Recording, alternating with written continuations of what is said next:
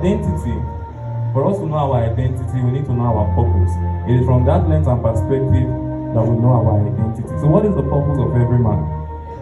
Look at it. You can attend so many seminars upon seminars. They will tell you how to find your purpose. 7 ways to know your purpose. 100 ways to know your purpose.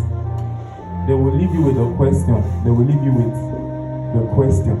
They will say, what is your purpose? They will say, you have your own purpose. What is your purpose? So for us to know our purpose, we need to know what was in the mind of God before creating man. It is from that lens that we begin to know our purpose. When we know our purpose, then we can walk in our identity. You can't walk in your identity when you don't know your purpose. The problem is that there are so many believers that are sitting here, we don't know our purpose. We don't know our identity. That is why they cannot differentiate us from unbelievers.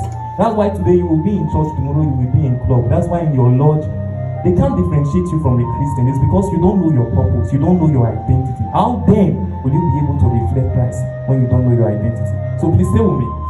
In Genesis chapter 1 verse 26, the purpose was there. He said, let them have dominion. So one of the purpose God created every man upon the face of the earth is such that they will have dominion. So that you will have dominion. And that is the fight. That is the war. The war for dominion. Because the devil don't want you to have dominion. The devil wants you to be a slave to sin, a slave to pornography, a slave to masturbation, a slave to fornication, a slave. The devil wants you to be a slave. He wants you to be under his rulership. But the plan of God is such that man will gain dominion. When you act as a king, when you declare, you make pronunciations, you bring orders, you function as a king, as a priest. That is the plan of God. But the plan of the devil is so you will be a slave. We have some believers that are sitting here. They are slaves to one addiction or the other. I want to tell you that is not the plan of God. The plan of God is that you will dominate. Everything the devil does, you see, as I shout small, people look my face and say they be. Yes. Everything the devil does, why the devil makes you to sin? Not because he likes you, make you sin. It's not that he loves you to sin. The reason why he makes a man to sin is because he has an ulterior motive. He don't want you to just sin. No. He don't just want you to lie. Let's look at the reference.